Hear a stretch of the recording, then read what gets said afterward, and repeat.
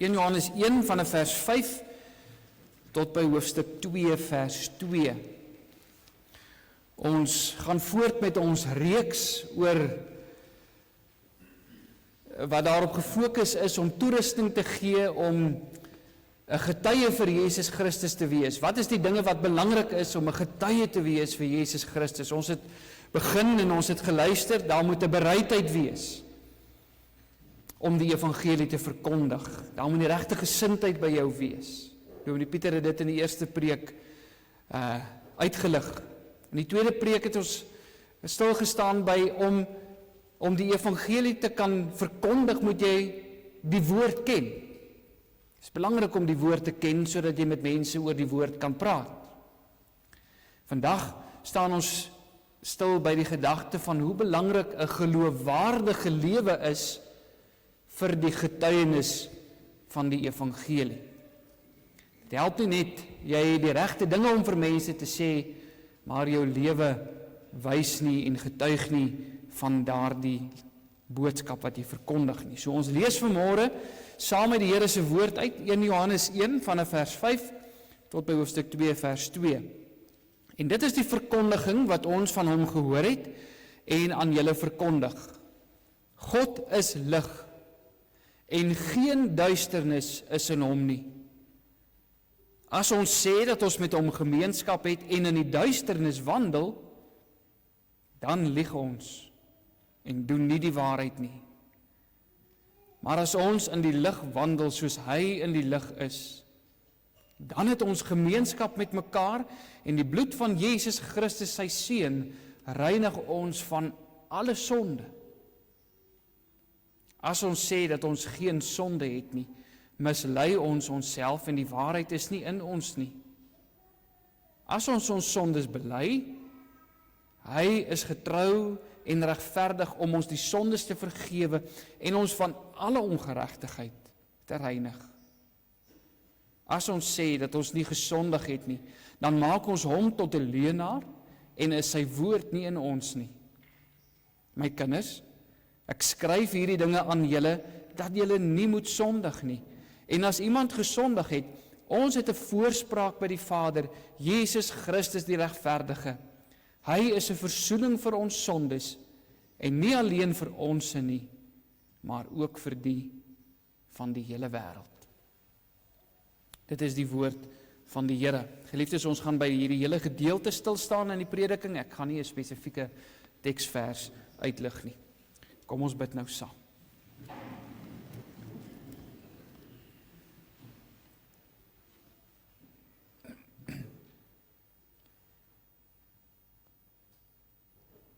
Here onse God, wanneer ons stil word, wanneer ons oë ophef na U wat in die hemele is, wanneer ons U naam aanroep,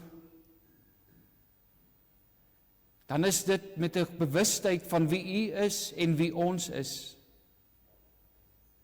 Ons kom staan met eerbied voor U troon, Here. Ons wil U verheerlik en ons wil U naam groot maak, want U is ver bo ons verhewe. U is met heerlikheid en met majesteit omring. Die serafs buig hulle rondom U troon neer en hulle sing heilig, heilig, heilig is die Here, die Almagtige. Dit is nodig, Here, dat ons moet bid, en wanneer ons bid, dat ons ook sal vrees, want ons is in die teenwoordigheid van grootsheid, van die lewende God, die God wat die hemel en die aarde gemaak het, die God wat lewe en dood in sy hand hou, die God uit wie, deur wie en tot wie alle dinge is, die Almagtige, die een wat gespreek het en uit niks uit hierdie wêreld waarin ons lewe tot stand gebring het. Die een na wie die wolke luister en wie die winde gehoorsaam. Die een wat ons lewens beheer. Die een wat alles sien, wat van alles weet, wat almagtig en alomteenwoordig is. Die een vir wie ons niks kan wegsteek nie. Die Alfa en die Omega, die begin en die einde. Dit is voor U aangesig dat ons vanmôre hier saam is, Here. Help ons om wanneer ons dan hier saam is ook eerlik oor onsself te wees. Nie van onsself meer te dink as van ander nie, maar altyd te besef om hier te wees is genade. As U nie vir ons uitnooi en sê genade vir julle, barmhartigheid, vrede vir julle nie, dan durf ons nie in die teenwoordigheid inkom nie, want hoe sal ons lewe as dit nie vir die genade en vir die versoening van ons sondes deur ons Here Jesus Christus was nie. Daarom dank ons U ook, Here, vir dit wat U teenwoordigheid vir ons ontsluit.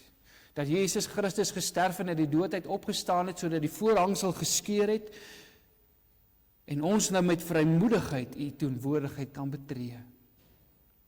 En hier waar U woord nou gespreek het, Here, en waar dit ook nou verder deur die prediking vir ons ontsluit gaan word, bid ons, o Gees van God, dat U kragtig in ons midde sal wees en met ons sal werk, dat U ons harte en ons verstand sal aanraak en sal oopmaak, sodat ons ook U woord sal inneem en dat dit ons lewens sal verander.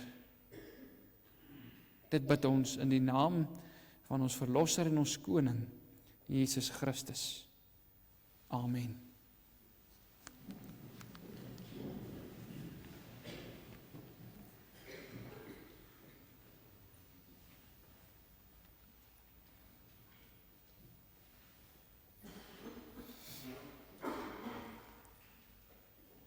Geliefdes in ons Here Jesus Christus, bekende mense vertel graag hulle lewensverhale en baie van ons is ook lief om as ons 'n boek gaan koop, dan sal ons een of ander bekende persoon se autobiografie van die rak afhaal of sy memoirs uitneem by die biblioteek, omdat ons graag wil leer oor hierdie persoon, meer uitvind oor hulle. Hulle skryf gewoonlik in hierdie publikasies van hulle oor hulle prestasies. Hulle skryf oor die hoogtepunte in hulle lewens. Hulle skryf ook oor die terugslae wat hulle moontlik beleef het en die dinge wat dit vir hulle moeilik gemaak het om te bereik wat hulle bereik het. Maar uiteindelik is dit gewoonlik 'n suksesverhaal. Al hierdie dinge het bygedra tot die sukses van hierdie persoon. Al hierdie dinge het bygedra dat hierdie persoon uiteindelik geword het wie hy geword het of sy geword het en bereik het wat hulle bereik het. Jy lees baie min in 'n autobiografie dat iemand oor sy sonde skryf. En selfs al sal hulle dalk seker van hulle sondes of hulle swakhede, soos wat hulle dit noem, uitlig, miskien iets dat hulle dalk 'n dwelmprobleem gehad het toe hulle jonk was, of miskien met 'n drankprobleem geworstel het,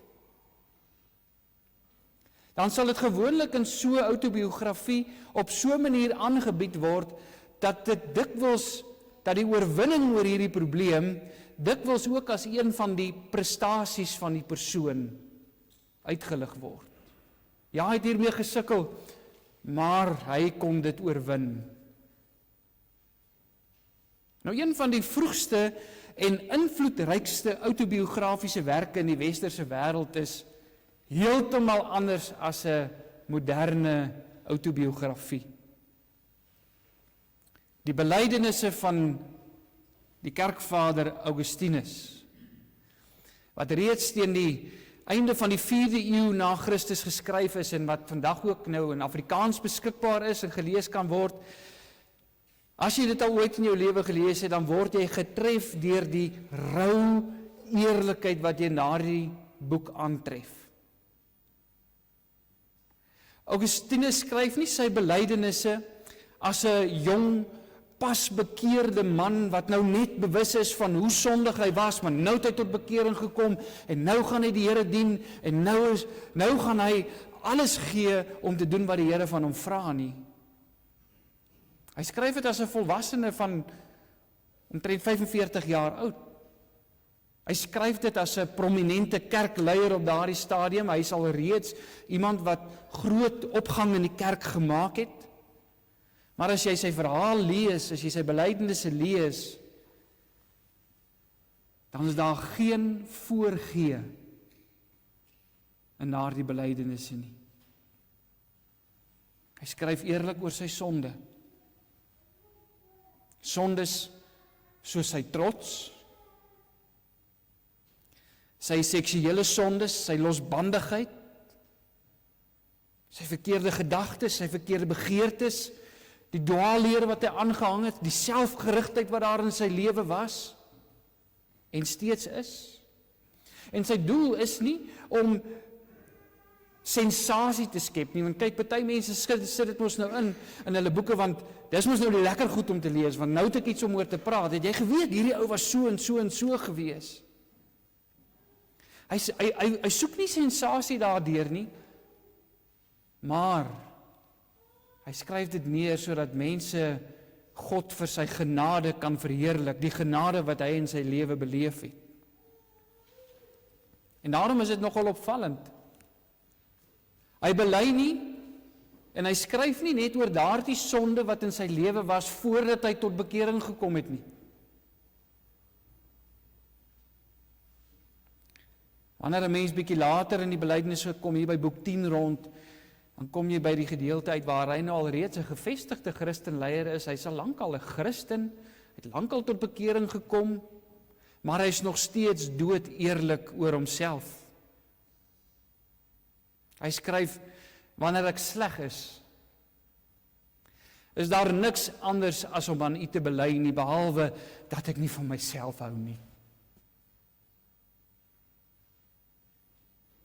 Hy sê in wese dat wanneer hy verkeerd is, dan beteken sy belydenis van sy sonde, dat hy met homself ontevrede is. Hy sê, Here, ek bely steeds, want dis nie wie ek wil wees nie. En dan gaan hy verder en hy sê, maar wanneer ek goed is, dan bely ek steeds. Want ek sal nie goed wees, as dit nie is omdat God my nie eers regverdig het nie. Ek is net goed omdat God my eers regverdig gemaak het. Dis niks uit myself nie. Sy doel met die belydenisse, skryf hy, is sodat die wat dit hoor, die wat na sy lewe kyk, die wat oor sy lewe lees, dat hulle verlig kan asemhaal oor die goeie en kan sug oor die slegte. Sy hoop was dat ander deur sy lewe moes sien hoe groot God se genade werklik is. Hy wil nie hê die lesers van sy belydenisse moet uiteindelik met Augustinus beïndruk wees nie. Selfs wanneer daar iets goed in sy lewe is, wys hy weg van homself af. Dis merkwaardig hoe naby Augustinus aan Johannes se taal in hierdie brief kom.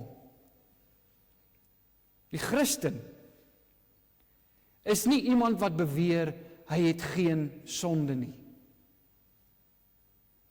'n Christen is iemand wat in die lig wandel, iemand wat niks hoef weg te steek nie, want die bloed van Jesus Christus reinig hom van alle sonde. Die bloed van Jesus Christus reinig hom van alle sonde, en dit gee vir hom vrymoedigheid.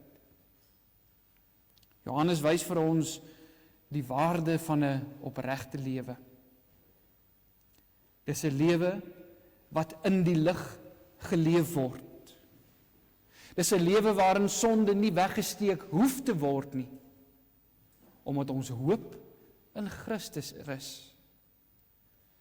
En juist daarom is dit 'n lewe wat al hoe meer uit Christus geleef word. En daarom, as ons dit van toepassing kan maak op ons tema van getuienislewering en die verkondiging van die evangelie, dan sal ons vanmôre dit so kon stel en sê, 'n geloofwaardige getuie leef doelbewus voor Christus, in Christus en uit Christus. Geliefdes, skynheiligheid is waarskynlik een van die grootste struikelblokke vir die verkondiging van die evangelie. Ek dink ons almal sal daaroor saamstem, en ons het dit al baie keer by mense gehoor met wie ons oor die evangelie praat, maar ons is baie keer geneig om dit verkeerd te verstaan. As iemand opreg is oor sy geloof in Jesus Christus en eerlik probeer om te leef soos wat die Here van hom vra, en dan 'n fout maak en sonde doen, dan is baie mense vinnig om te sê, maar hy skyn heilig.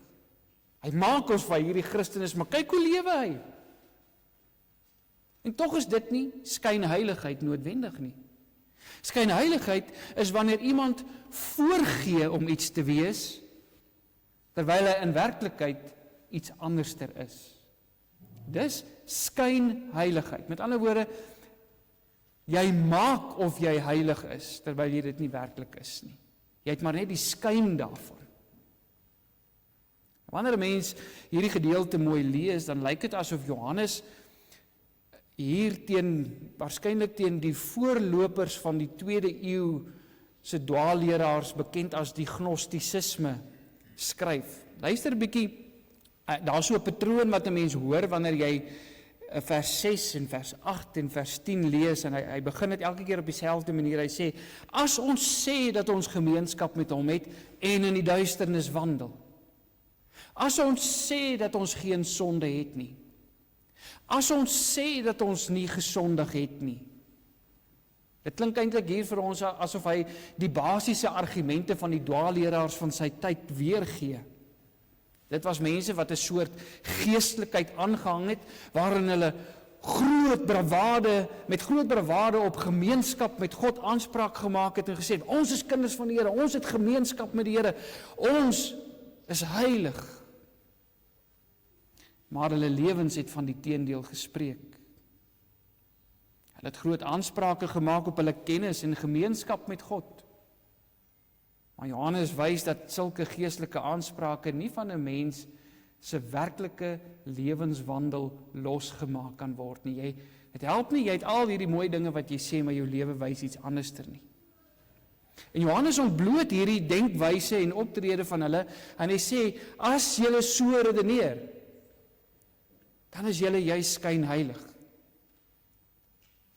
Hy stel dit duidelik, jy kan nie beweer dat jy vir God ken, as jou sigbare lewe niks van daardie gemeenskap met hom wys nie. God is lig, sê hy. Daar is geen duisternis in hom nie. Vers 5. As jy dit sê, jy het gemeenskap met hom. Jy is met hom een. Maar jy wandel doelbewus in die duisternis. Dan is daar 'n teenstrydigheid tussen jou belydenis en jou bestaan. En dit is die definisie van skynheiligheid. Johannes wys inderwaarheid vir ons 2 maniere waarop mense skynheilig kan wees. Eerstens, leef hulle in sonde en maak asof hierdie sonde van hulle niks met hulle verhouding met God te doen het nie. So, hulle sê maar, ons saak met die Here is reg en daarom kan ons maar aanhou met sonde doen. Tweedens, maak hulle asof hulle geestelik so ver gevorder het, dat hulle nie regtig meer sonde in hulle lewe oor het nie. Hy sê al 2 hierdie dinge is 'n vorm van skynheiligheid. Om te maak asof jy nie sonde het nie, en om 'n 2, om te leef asof jou sonde irrelevant is, want jou verhouding met God is reg. Hierdie skynheiligheid is wat dikwels gelowiges se getuienis teenoor die wêreld kortwiek. Broers en susters, ongelowige mense sukkel nie om die evangelie te glo omdat Christene sonde doen nie. Maar omdat Christene nie altyd eerlik oor hulle sonde is nie. Hoor mooi. Hulle sukkel nie om die evangelie te glo omdat Christene sonde doen nie, maar omdat Christene nie altyd eerlik oor hulle sonde is nie. Hulle sukkel om die evangelie te glo omdat baie Christene voorgee om heiliger te wees as wat hulle is. Omdat baie Christene vergeet dat hulle uit dieselfde lewenswandel uitgered is as waarin die heidene steeds vasgevang is. Gaan lees maar 'n bietjie Efesiërs, gaan lees hoe skryf Paulus in hoofstuk 2, hoe herinner hy die gelowiges en sê, julle is gered uit dieselfde agtergrond uit as hulle wat steeds in die duisternis vasgevang is. Julle het niks om oor te roem nie.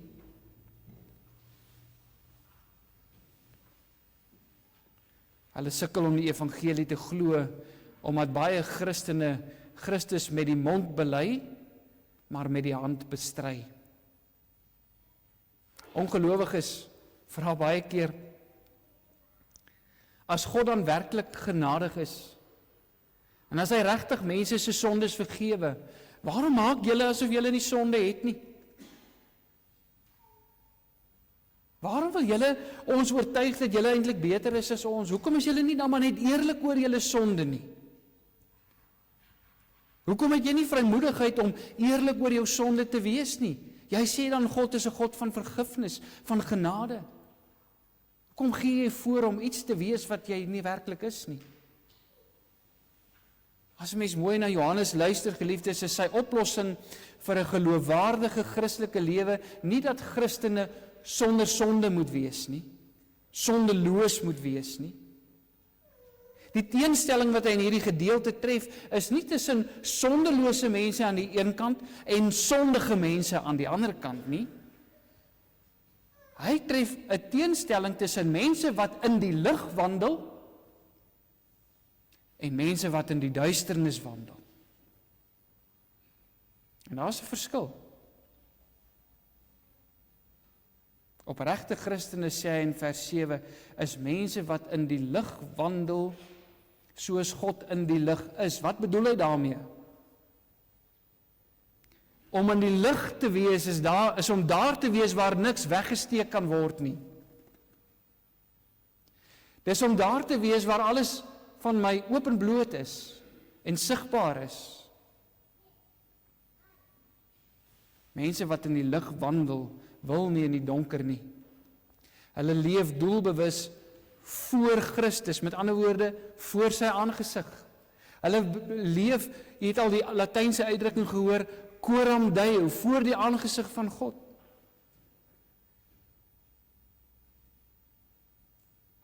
Want hulle weet, God weet alles. Geliefdes, geloofwaardigheid, moet jy mooi verstaan, beteken nie sondeloosheid nie. Jy is nie meer geloofwaardig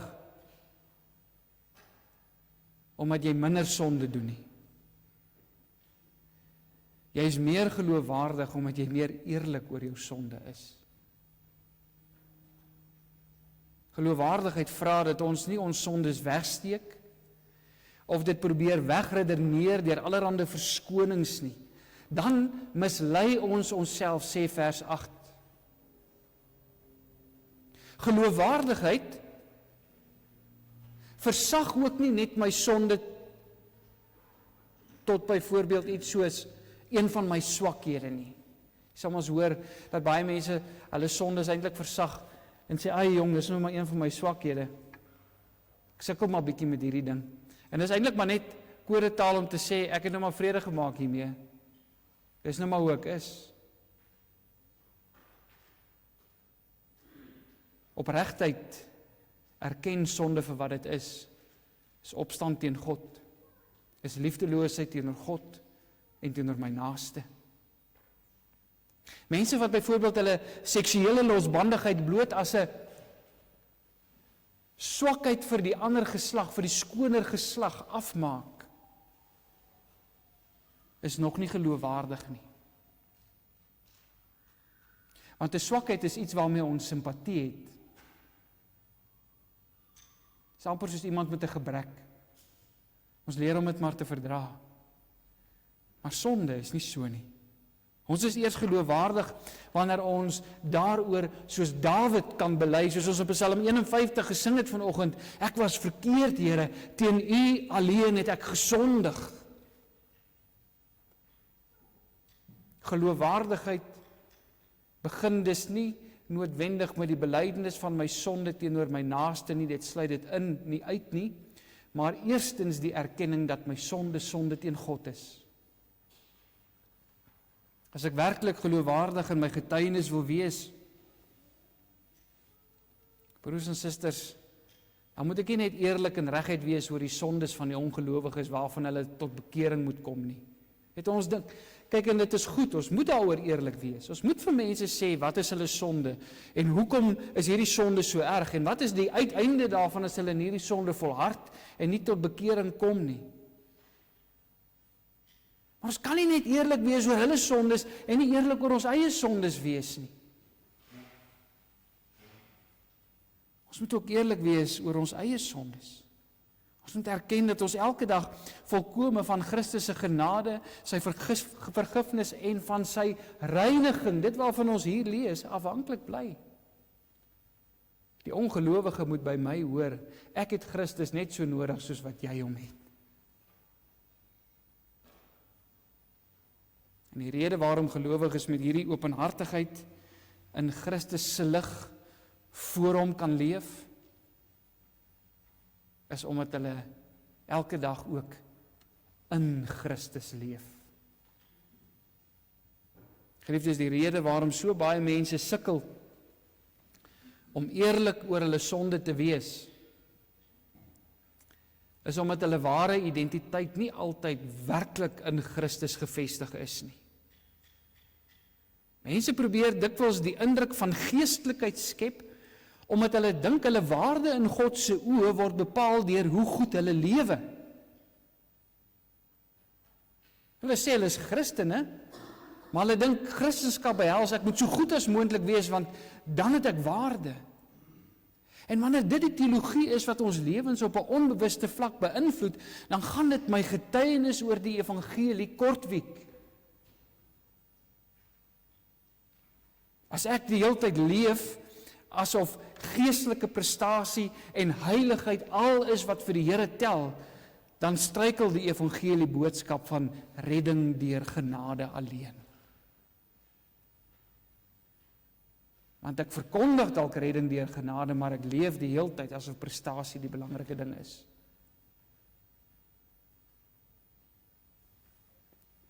En ons moet oppas dat hierdie onderliggende teologie nie net ons getuienis teenoor die heidenwêreld beïnvloed nie, maar ook ons getuienis teenoor ons kinders en ons gesinne beïnvloed nie. Want ons verkondig baie keer, ons is uit genade gered. Die Here het ons gered sonder dat ons enigiets gedoen het van ons kant af. Maar as jy met my reg wil wees my kind, dan moet jy eers 'n paar dinge doen. As jy met my reg wil wees my man, dan moet jy eers 'n paar dinge regmaak. As jy met my wil reg wees my vrou, dan moet jy eers 'n bietjie beter raak.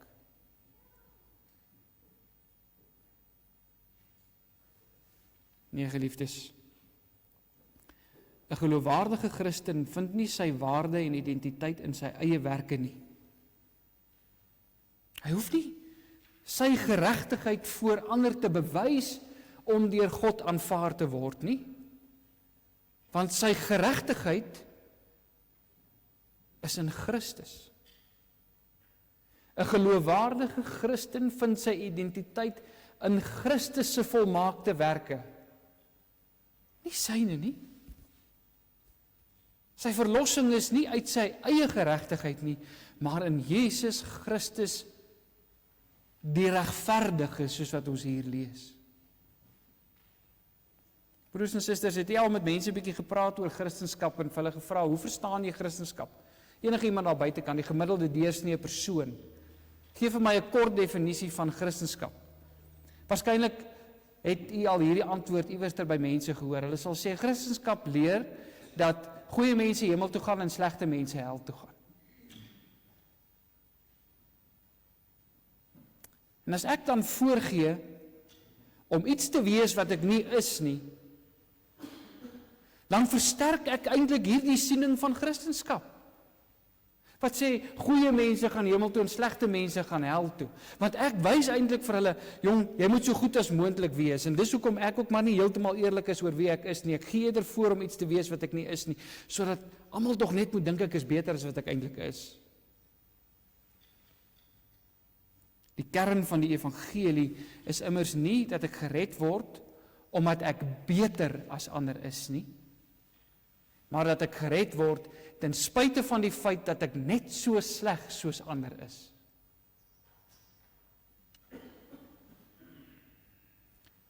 Die rede waarom gelowiges met alle opregtheid voor Christus kan leef, die rede waarom hulle oop en eerlik oor hulle sonde kan wees, is omdat hulle identiteit in Christus is. Hulle weet dat die bloed van Christus hulle reinig, soos vers 7 sê. Hulle weet dat Jesus Christus die regverdige, hulle voorspraak by God is, wanneer hulle eerlik oor hulle sonde is. Hulle hoef nie bang te wees om dit te noem nie, want hulle sê, ek het 'n voorspraak, ek het iemand wat vir my intree, ek het iemand wat my saak behartig, wat met sy werke voor God gaan staan in my plek. Hulle weet dat hy die versoening vir hulle sonde is, soos Hoofstuk 2 vers 2 sê. Hierdie sekerheid, geliefdes, maak ons nederig. Het gee ons vrymoedigheid wanneer ons die evangelie aan ongelowiges moet verkondig. Die evangelie laat ons sê, ek kom nie na jou toe omdat ek dink ek is beter as jy nie. Ek kom na jou toe as iemand wat self net deur Jesus Christus se genade lewe. Ek kan jou nie uit die hoogte uit aanspreek oor jou behoefte aan genade nie. Ek is self elke dag afhanklik van Christus se genade. Die verskil tussen my en jou is nie dat jy 'n sondaar is en ek sonder sonde nie. Die verskil is dat my sondes my na Christus toe dryf, dat ek 'n plek gekry het waar ek van my sonde ontslae kan raak, dat ek 'n plek gekry het waar ek sonder vrees hoef te leef, waar ek met vrymoedigheid kan bely, want ek weet, dit is nie meer my werke wat my vir God aanvaarbaar maak nie, maar Christus se volmaakte werke, en dit is ook vir jou waar.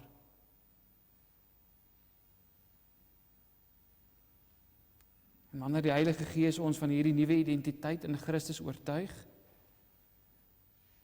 dan begin dit ook vrug dra in ons lewens. Dit het 'n nuwe lewenswandel tot gevolg. Dit motiveer ons om uit Christus te leef. Ons moet verstaan, geliefdes, dat Johannes se idee van geloofwaardigheid nie net eerlikheid oor jou sonde behels nie, maar ook die opregte strewe na heiligheid. Hy hou nie net op en sê, wees net eerlik oor jou sonde nie. Ons getuienis verloor krag wanneer ons slegs erken dat ons sondaars is, soos die res van die wêreld, en dis waar dit bly. Want sien, dit raak baie Christene se verskoning vir sonde, om maar aan te hou met daardie sonde, want hulle dink, ag, solank ek net eerlik is daaroor, ek moet dit net noem, almal moet net weet, ek steek nie iets weg nie, ek erken ruiterlik dat ek 'n sondaar is, dan kan ek maar eintlik aangaan daarmee. Maar Johannes sê in hoofstuk 2 vers 1, my kinders, ek skryf hierdie dinge aan julle, dat julle nie moet sondig nie. Sy punt is dat die evangelie ons nie gemaklik maak met ons sondes nie. Genade maak sonde nie minder ernstig nie. Dit maak dit wel onnodig om dit weg te steek. Dit maak ons eerder vry om eerlik daaroor te wees. As ek in Christus is, as ek in die ware wingerdstok is, dan behoort my lewe veel vrug te dra. Ek behoort te wandel soos wat hy gewandel het. Deur die krag van sy Gees leef ek kragtens my verbintenis met Christus. Ek leef nou anders. Ek leef uit Christus, wat beteken ek leef Christus uit. So ek leef nie net uit hom nie, ek leef hom ook uit op 'n sigbare manier, dat ander hom in my lewe kan sien. Hy kry al meer gestalte in my lewe. Daar begin 'n nuwe patroon in my lewe sigbaar raak vir mense. En daardie patroon is nie volmaaktheid nie, maar eerlikheid. Eerlikheid oor my sonde, bekering van my sonde, daaglikse stryd daarteen, 'n afskie van dit wat nie daar hoort nie, soos Augustinus gesê het, ek hou nie van myself as ek hierdie dinge in myself ontdek nie. Daar is nie meer voorgee nie, maar waarheid en eerlikheid, omdat my lewe veilig in Christus se werke rus. Daar is nie meer selfregverdiging nie, maar 'n voortdurende vasgryp van Christus se geregtigheid. Want as dit nie daarvoor was nie, sou ek die elendigste van alle mense gewees het. Daar is nie meer vrede in met die sonde in my lewe nie, maar 'n opregte poging om al hoe meer in die lig te kom. Wanneer die werklikheid van my nuwe identiteit in Christus 'n tasbare en 'n kragtige invloed op my lewe het, dan word my lewe nie meer gekenmerk deur 'n voorgee heiligheid nie, maar deur opregte bekering, verootmoediging, die afsterwe van die ou mens, die opstanding van die nuwe mens. Christus vergewe nie net die sonde wat ek in die lig bring en bely nie. Sy genade begin ook daardie lewe van my verander, sodat dit die heerlikheid van Christus self begin vertoon. Wanneer ek deur die krag van die Gees uit Christus begin leef, raak my eie lewe 'n sigbare getuienis van die werklikheid van God se reddende genade. Hoe ek met my eggenoot of met my kinders praat, hoe ek reageer wanneer ek gekritiseer word of miskien onregverdig behandel word, hoe ek my finansies hanteer, hoe ek om verskoning vra wanneer ek 'n fout gemaak het, hoe ek bereid is om te vergewe soos wat ek vergewe is en dieselfde genade te bewys aan hulle wat dit nie verdien nie, omdat ek dit ook nie verdien het nie. Deur hierdie dinge begin daar iets van die heerlike lig van Christus se verlossende krag deurskyn, sodat mense my goeie werke kan raak sien, maar my Vader wat in die hemel is kan verheerlik, omdat hulle weet, as dit van hierdie ou afgehang het, was niks van hierdie dinge moontlik nie, want hulle ken my te goed. Hulle moet na my lewe kyk en sê, ek sien hierdie dinge gebeur, en ek kan nie verstaan hoekom dit in hierdie persoon se lewe gebeur nie. Die enigste rede is, dit moet van God wees. Geliefdes, in die belydenisse van Augustinus vind ons 'n pragtige voorbeeld van geloofwaardige Christendom. Sy belydenisse getuig duidelik dat hy doelbewus voor die aangesig van Christus geleef het. Hy het niks vir God weggesteek nie.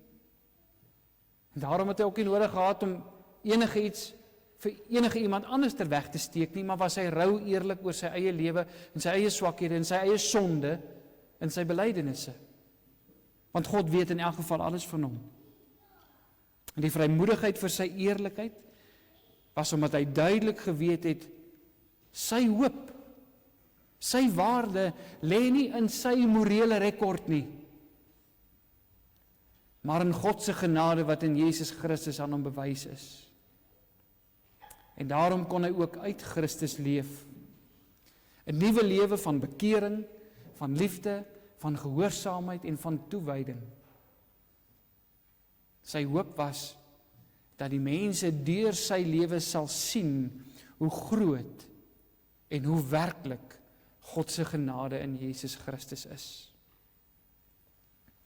'n geloofwaardige lewe, broers en susters, is nie een van indrukwekkende sondeloosheid nie. 'n geloofwaardige lewe is egter 'n lewe sonder voorgee. Voor Christus, in Christus, uit Christus. 'n geloofwaardige lewe plaas nie die las van selfregverdiging op ander mense deur te sê, jy moet eers goed genoeg wees voordat jy 'n Christen word nie. 'n geloofwaardige lewe ondersteun ons getuienis, omdat dit na Christus wys en sê, ek kon myself nie red, en myself nie regverdig nie, en jy hoef dit ook nie te doen nie. Kom na hom toe, want sy las is lig, en sy juk is sag. Amen. Kom ons bid saam.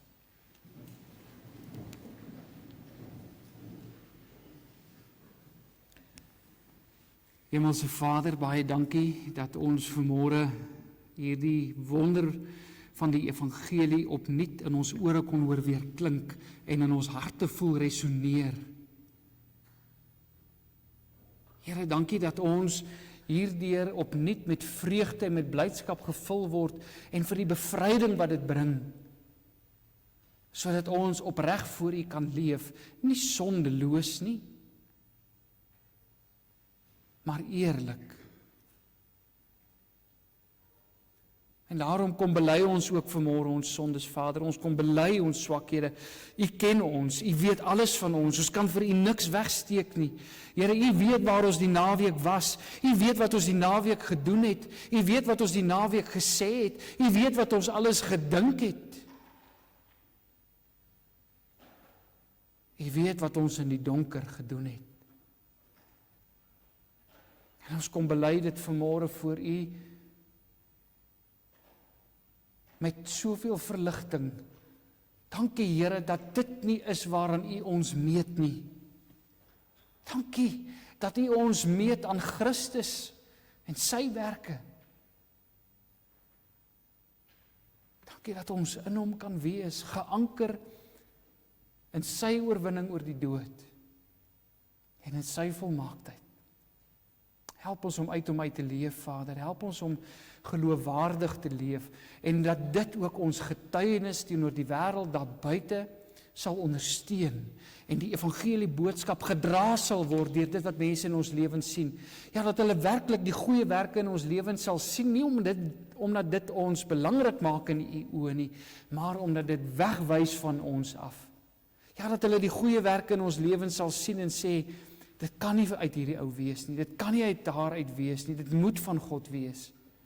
Genade en verlossing moet werklik wees, as hierdie persoon se lewe kan verander. Here, maak ons eerlik. Help ons om ons sondes ook teenoor mekaar te bely. Mekaar om vergifnis te vra. En te vergewe soos wat U ons vergewe het. Want 'n groot deel van ons stryd, Here, ook in die kerk, is ons hoogmoed. Partykeer is dit verskuil, partykeer is dit baie sterk op die voorgrond. Vergewe ons. Ons bid vanmôre vir hulle wat U nodig het. Ons bid vir hulle, Here, wat swak is en wat seer het, hulle wat in sonde bly voortleef. Ons weet dat daar ook van ons gemeentelede is wat nie getrou is nie. En as ons vir hulle bid, dan bid ons nie as mense wat dink ons is beter as hulle nie. Maar ons bid vir hulle as broers en susters wat self met sonde sukkel. Ons bid dat hulle sonde na U toe sal bring en dit sal bely. En nie sal dink dat ons hulle gaan oordeel omdat ons hulle meet aan hulle werke nie.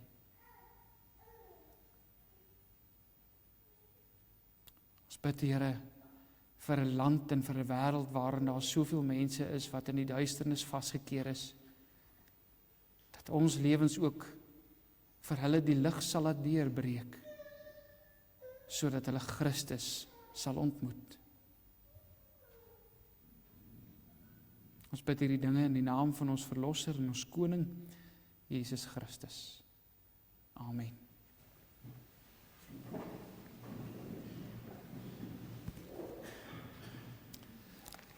Geliefdes, kom ons antwoord op die prediking vanoggend. En ons sing saam Gesang 100. Ons het nou Psalm 100 gesing, nou blaai ons na Gesang 100. En jy sal sien dat dit 'n beruiming is van Johannes 15, waarna ek ook in die preek verwys het. Leer my met u verenig lewe. Deurstroom, besiel en seën my sodat ek waarlik vrugbaar bly. Vers 3. Geen groeikrag kom deur eie strewe, niks kan ek sonder u, o Heer. In u gemeenskap groei die lewe, die lewensvolheid meer en meer. En dan vers 5. Wanneer u liefde my nie lei nie, is ek 'n loot wat vrugloos is. Gee dat ek altyd vrugbaar bly en u verheerlik word in my. Kom ons sing vers 1, 3 en 5 en daarna neem u weer die sitplekke in.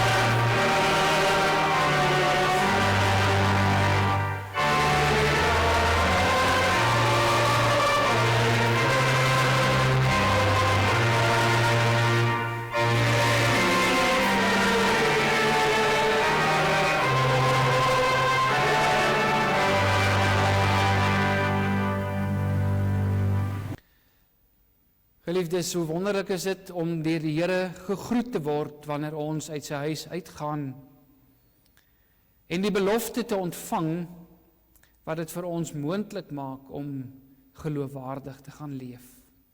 Ontvang sy seën, die genade van ons Here Jesus Christus, die liefde van God ons Vader en die gemeenskap van sy Gees bly met julle elkeen. Amen.